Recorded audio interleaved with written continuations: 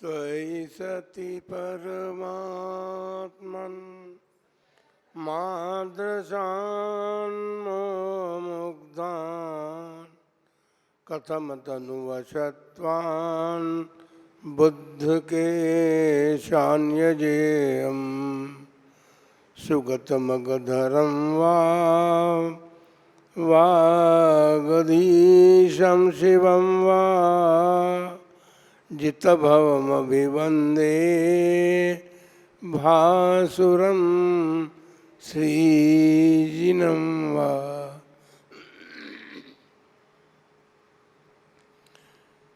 1008 श्री महावीर भगवान की 20वीं सदी के प्रथमाचार्य चारित्र चक्रवर्ती आचार्य श्री शांति सागर जी महाराज की, परम पूज्य आचार्य श्री वीर सागर जी महाराज की, परम पूज्य आचार्य श्री वीर सागर जी महाराज की, परम पूज्य आचार्य श्री शिव सागर जी महाराज की, परम पूज्य दीक्षा गुरुवर्य आचार्य श्री धर्म सागर जी महाराज की, परम पूज्य आचार्य श्री अजित सागर जी महाराज की, परम पूज्य शिक्षा गुरुवर्य आचार्य कल्प श्री सुत सागर जी महाराज की, श्रीमद् जैन धर्म की।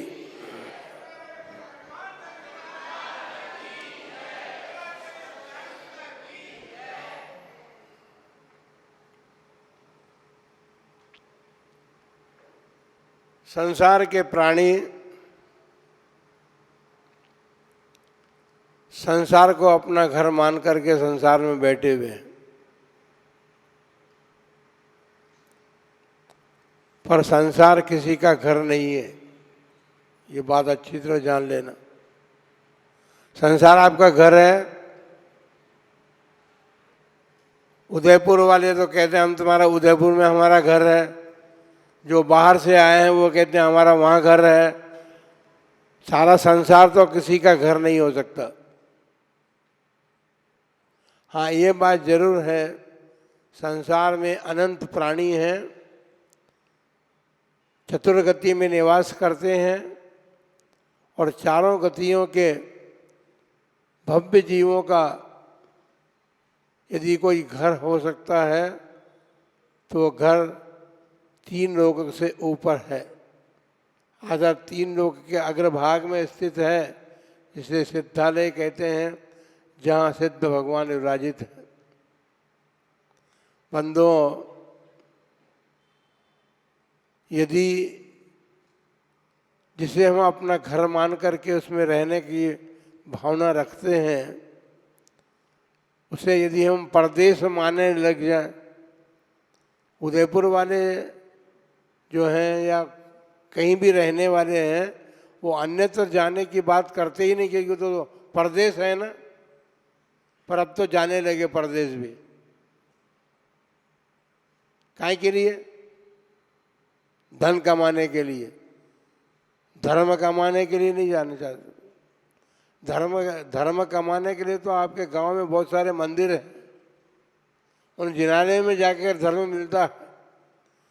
लेकिन हमने तो समझ रखा है कि मंदिरों में जाने से हमें क्या मिलेगा। हम जो बनना चाहते हैं, जैसे आपका बालक जो है आईएएस बनना चाहता है, और जो भी बना, इंजीनियर बनना चाहता है, डॉक्टर बनना चाहता है, तो विषय चुनना है। चुनता 12वीं या 10वीं क्लास के बाद उसके माता पिता उसे कहते हैं कि भैया तुम जो बनना चाहते हो उस विषय को चुन लो। तो फिर वो उस लाइन पर जाता है और अपने इच्छित विषय को प्राप्त करके वो जो बनना चाहता है वह बनने का प्रयत्न और पुरुषार्थ करता है। केवल निर्णय करने से वह वस्तु उसे प्राप्त नहीं होती है, उसके लिए उसे पुरुषार्थ भी करना पड़ता है। किसी डॉक्टर को अभी और अधिक पढ़ाई करनी है तो अमेरिका चला जाता है, लेकिन वो पुरुषार्थ है, प्रयत्न है। एमडी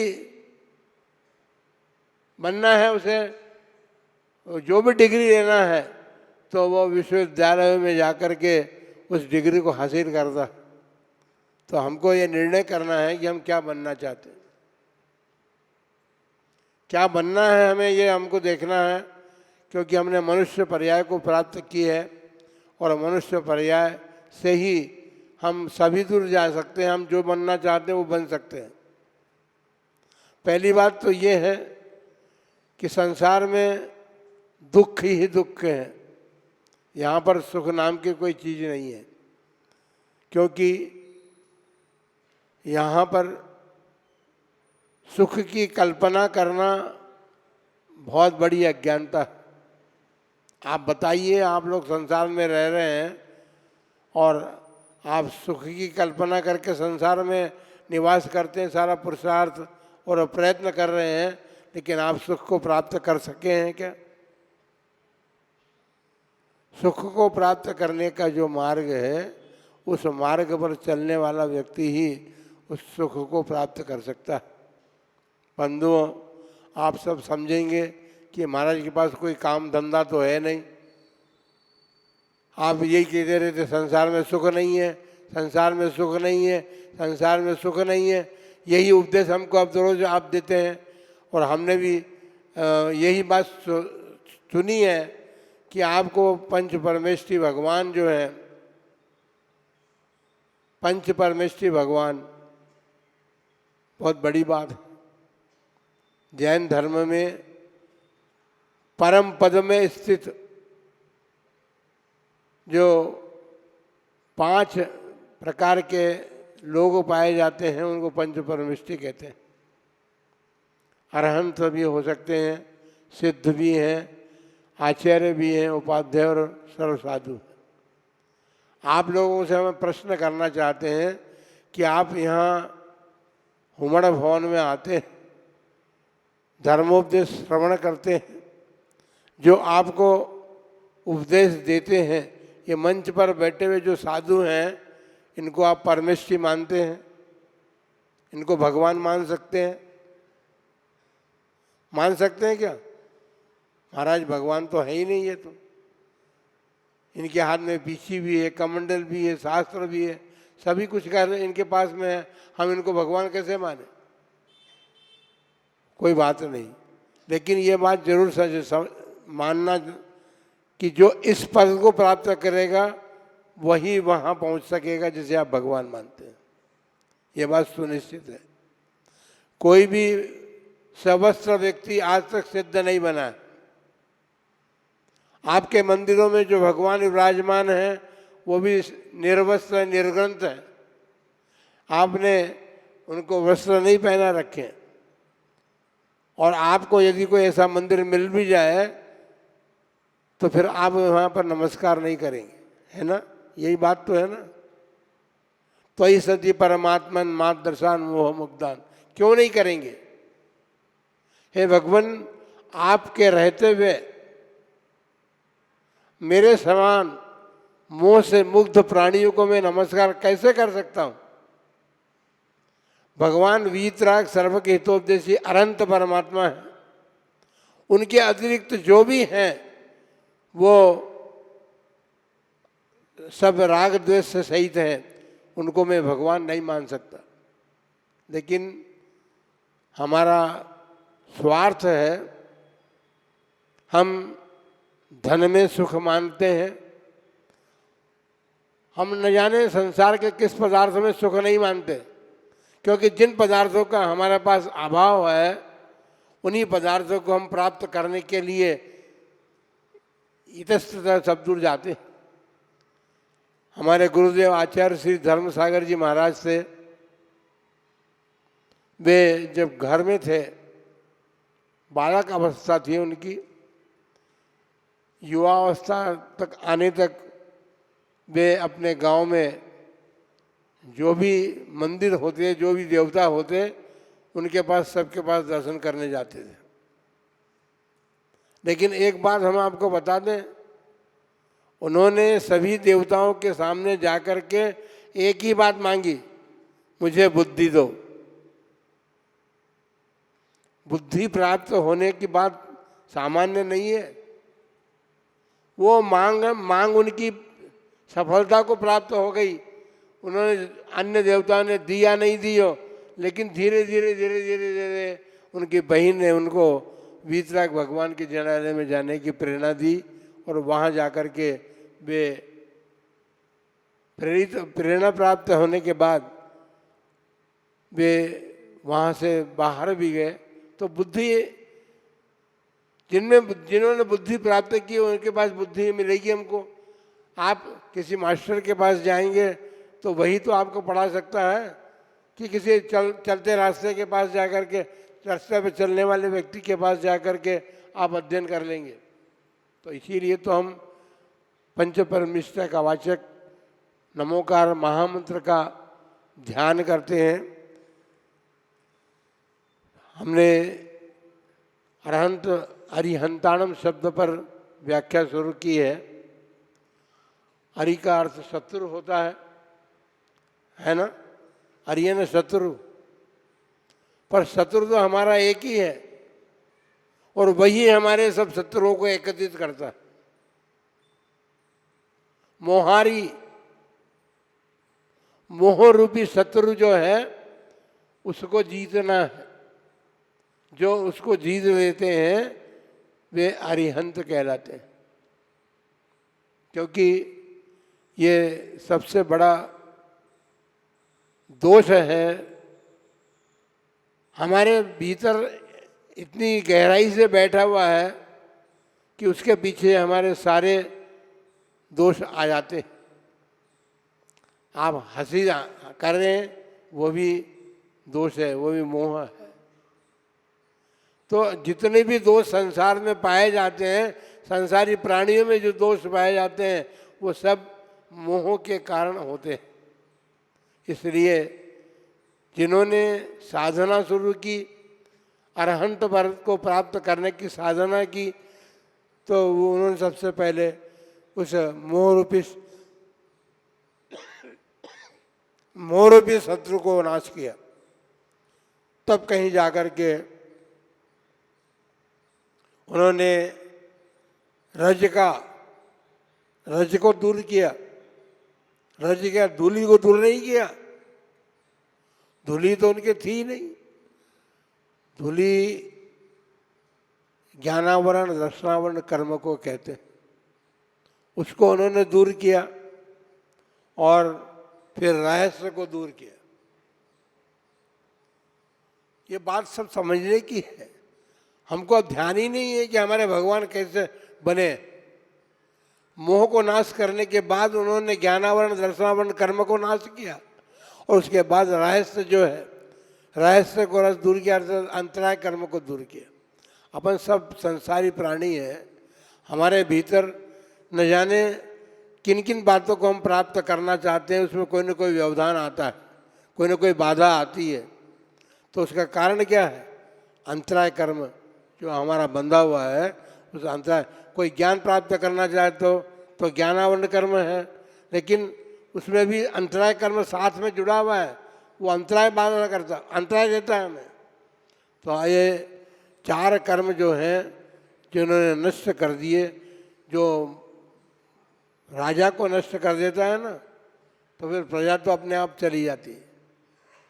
मोह राजा है, उस मोह राजा को दूर करने के बाद, हटाने के बाद, लेकिन आप चाहें कि हम मोह दूर कर दें तो आप दूर नहीं कर सकते। अभी हम ही नहीं कर सकते पूरा। मोह जागरा है 10वें गुण स्थान में जाकर के दूर होता है। लोभ वहाँ पर बेटा सूक्ष्म लोभ, वो सूक्ष्म लोभ जब नष्ट हो जाता है तब सब संपूर्ण मोहिनी कर्म नाश को। तो फिर महाराज हम तो अभी संसारी प्राणी हैं, गृहस्थी हैं, हम कैसे मोह दूर करेंगे? आप हमें मोह को दूर करने का उपदेश देते रहते हैं, मोह दूर करो, मोह दूर करो। कैसे दूर करेंगे हम मोह? तो अभी आगे के क्रम में हम मोह कहाँ कहाँ और कैसे कैसे होता है इसकी चर्चा करेंगे। तो अरहंत भगवान के सामने हमने दो प्रकार के अरहंत बताए थे, एक सामान्य अरहंत, एक तीर्थंकर अरहंत। सामान्य अरहंत तो वे हैं जैसे भगवान बाहुबली, भरत चक्रवर्ती, इन्होंने अरहंत पद प्राप्त किया। लेकिन तीर्थंकर, ये इनके पिता जो थे ऋषभदेव, वे तीर्थंकर अरहंत थे। ये दोनों तो सामान्य अरहंत थे। ये बात सुनिश्चित है कि 4 घातीय कर्मों का नाश तो सभी करते हैं, चाहे सामान्य हो या तीर्थंकर हो, वो तभी अरहंत पद को प्राप्त हो सकते हैं।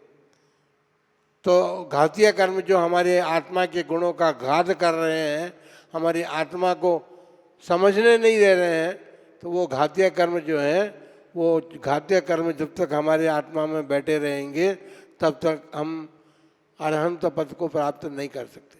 बंधुओं, शास्त्रों में कहा है कि अरहंत भगवान अष्ट प्रातिहार्य से युक्त होते हैं। मंदिर में लगाते हैं ना आप लोग, भगवान के पास अष्ट प्रातिहार्य की भी रचना करते हैं। फिर 34 अतिशय बतलाए, लेकिन 34 अतिशय तीर्थंकर अरहंत की बात है। उनके 34 अतिशय उनके जीवन में होते हैं। आजकल अतिशय का जमाना है। यदि किसी महाराज के पास चमत्कार हो, अतिशय हो, तो उनके पास जाने का मन करता है, और नहीं अतिशय तो बोले महाराज के पास जाके क्या करेंगे, कुछ है तो ही नहीं इनके पास। लेकिन अरहंत भगवान के पास तो एक नहीं 34 अतिशय थे। जन्म से ही उनके 10 अतिशय तो थे। हम सब ने शरीर प्राप्त किया है, औदारिक शरीर हमारा है। जो तीर्थंकर भगवान थे उनके पास भी औदारिक शरीर था, लेकिन उनका औदारिक शरीर जो था वो किन किन बातों से रहित था, इस बात को समझने का प्रयत्न करें। अभी गर्मी पड़ रही है, पंखे यहाँ बंद हैं, पसीना आ रहा है, आप सबको, हमें भी पसीना आ रहा है।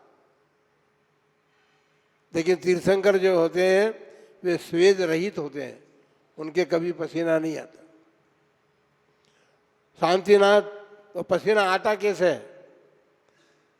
ब्लड प्रेशर वाले को, बीपी का रोगी है, उसको पसीना आता है, या कोई परिश्रम करता है, श्रम करता है तो उसको पसीना आता है। श्रम तो तीर्थंकर करते ही नहीं, लेकिन शांतिनाथ, कुंथनाथ, अरहनाथ भगवान जो थे वे तो चक्रवर्ती भी थे। तो चक्रवर्ती जो है, हालांकि चक्रवर्ती का इतना बड़ा पुण्य होता है कि उसे सारे षटखंड को विजित करने के लिए बहुत बड़ा परिश्रम नहीं करना पड़ता। उसके पुण्य के आश्रय सारे उसके अधीन हो जाते हैं। लेकिन फिर भी जब चक्ररत्न उसकी आयुधशाला में उत्पन्न होता है तो षटखंड को विजय प्राप्त करने के लिए उसे जाना तो पड़ता है, अपना घर छोड़ करके। कोई भी कार्य करें, किसी भी कार्य को प्राप्त करना है, परिश्रम तो करना पड़ता है। तो चक्रवर्तियों ने भी, भरत चक्रवर्ती थे, वे भी गए, षटखंड का राज्य प्राप्त किया, लेकिन घर के बाहुबली से हार गए। बाहुबली से हार गए क्योंकि जब वो अपने राज्य की सीमा में पहुंचे और नगर में प्रवेश करना चाहते थे, तो जो चक्ररत्न था वो उनका चक्ररत्न बाहर ही रुक गया। आप देखिए, मोह की पराकाष्ठा देखिए आप। चक्रवर्ती छायिक सम्यक दृष्टि थे, भरत चक्रवर्ती, लेकिन उनके मोह में इस बात को भूल गए वो, क्योंकि मोह किस बात का था? मैं चक्रवर्ती हूँ, षटखंड का अधिपति हूँ, मेरा चक्ररत्न क्यों रुक गया? तो पता चला कि तुम्हारे भाई, घर का भाई जो बाहुबली है, वो तुम्हारी अधीनता स्वीकार नहीं करता है, भले तुम्हें षटखंड को जीत लिया होगा। क्योंकि बाहुबली ने ये कहा, सोचा कि भाई मुझे मेरे पिता ने जो राज्य दिया है, मुझे उसी में संतोष है, मुझे चक्रवर्तित्व नहीं प्राप्त करना। तो बाहुबली और भरत में युद्ध की स्थिति बन गई। लेकिन देखो, मंत्री जो होते हैं ना, घर के बड़े बुद्धिमान होते हैं, वो उन्होंने कहा कि ये दोनों चरम शरीर ही हैं, ये इसी बहुत से मोक्ष जाने वाले हैं, ये यदि आपस में युद्ध करेंगे तो सारी सेना कट मरेगी लेकिन इनका कुछ नहीं बिगड़ेगा। तो फिर उन्होंने युक्ति निकाली कि भाई तुम तो एक काम करो, सारी सेना को तो एक तरफ खड़ी रहने दो, आप दोनों आपस में फैसला कर लो। होता है ना बहुत सा, कभी कभी होता है दो व्यक्तियों के बीच में कोई मामला हो जाता है, तो बुद्धिमान जो होते हैं वो कभी कभी ये कहते हैं भैया आपस में बैठ के बातचीत करके और निपटारा कर लो, कोई बात नहीं है, काहे को व्यर्थ में कोर्ट कचहरी कर में जाते हो, पैसा खर्च होगा। तो ये 3 युद्ध की धारणा बनी कि दृष्टि युद्ध और मल्ल युद्ध और एक और जल युद्ध। जल मल और दृष्टि युद्ध करें। दृष्टि यानी एक टक जिसकी दृष्टि पहले बंद हो जाएगी वो हार गए।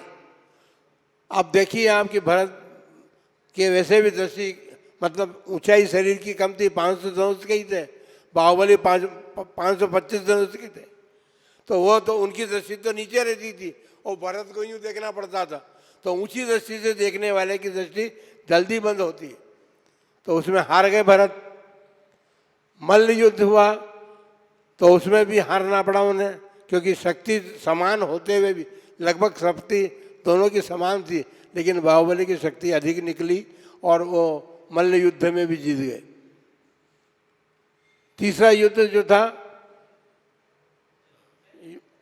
जल युद्ध, तो जल एक दूसरे पर जल फेंकना पड़ा, तो वहां पर भी बाहुबली ऊंचे थे, बाहुबली के ऊपर वो जल फेंकते तो जल में भी वो हार गए। तो इस प्रकार कहने का मतलब ये है कि संसार में तो हार ही है, हार है, संसार में हार ही हार है। चाहे रत्नों का हार पहन लो, चाहे सोने का हार पहन लो, चाहे कोई सा भी हार पहन लो, लेकिन संसार में तो हार ही है। अपन संसार के प्राणी हैं और संसार में हारना ही पड़ेगा, कहीं पर भी जीत नहीं हो सकती, किसी न किसी के प्रकार से वो होगा। अभी चुनाव आने वाले और राजस्थान में पहले चुनाव होंगे, पर जब प्रतिद्वंदी एक दूसरे के सामने खड़े होते हैं तो एक को तो हारना ही पड़ता है ना। तो हम भी भगवान के सामने हम खड़े हैं, लेकिन हम भगवान से हारना ही हमको पड़ेगा। कोई कारण नहीं कि हम जीत जाएं उनसे, क्योंकि हमारे पास तो मोह आदि जो कर्म बंधे हुए हैं वो हमारे पास हैं, वो निर्मोही हो गए, उनके पास मोह नहीं है। महाराज भगवान के सामने जाके क्या हम लड़ाई युद्ध करेंगे, क्या सामना खड़े होंगे, ठीक है, लेकिन भगवान के सामने जाके खड़े होना चाहिए, उनकी स्तुति करनी चाहिए, उनकी वंदना करनी चाहिए। लेकिन आप क्या करते हैं, परिक्रमा लगाते हैं, वो स्तुति को बोलते हैं, रघुपति तो पावन मैं अपावन चरण आयो शरण जी। शरण में गए आप, नहीं जाता कोई। भगवान की शरण में जाने पर तो वापस आने की कोई बात ही नहीं है। उनकी शरण को प्राप्त कर ले तो उसका कल्याण हुए बिना नहीं रह सकता। लेकिन केवल शब्दों में हम उच्चारण करते हैं, और ये भी कब करते हैं, जब भगवान की परिक्रमा लगाते हैं ना, मंदिर की परिक्रमा लगाते हैं, इस स्तुति का पाठ करते हैं। जबकि हमको भगवान के सम्मुख खड़े होकर के और ये प्रार्थना करनी चाहिए कि मैं आपके शरण में आया हूँ भगवान, मैं अपावन हूँ, आप पतित पावन हैं, पतितों का उद्धार करने वाले हैं, आप मेरा भी उद्धार कीजिए। मैं अभी तक आपको देखा नहीं, आपको पहचान नहीं पाया, मैं आपकी तरफ मेरी दृष्टि ही नहीं गई, मैं तो अन्य तरफ दृष्टि डालता रहा, इसलिए मैं पतित हूँ और आप पतित पावन हैं, मैं अपावन हूँ, आप परम पावन हैं, आज मेरे को भी पावन कीजिए। इस प्रकार से जब भगवान के सम्मुख जाकर के हम उनकी स्तुति वंदना आदि करते हैं तब कहीं पुण्य अर्जित होता है।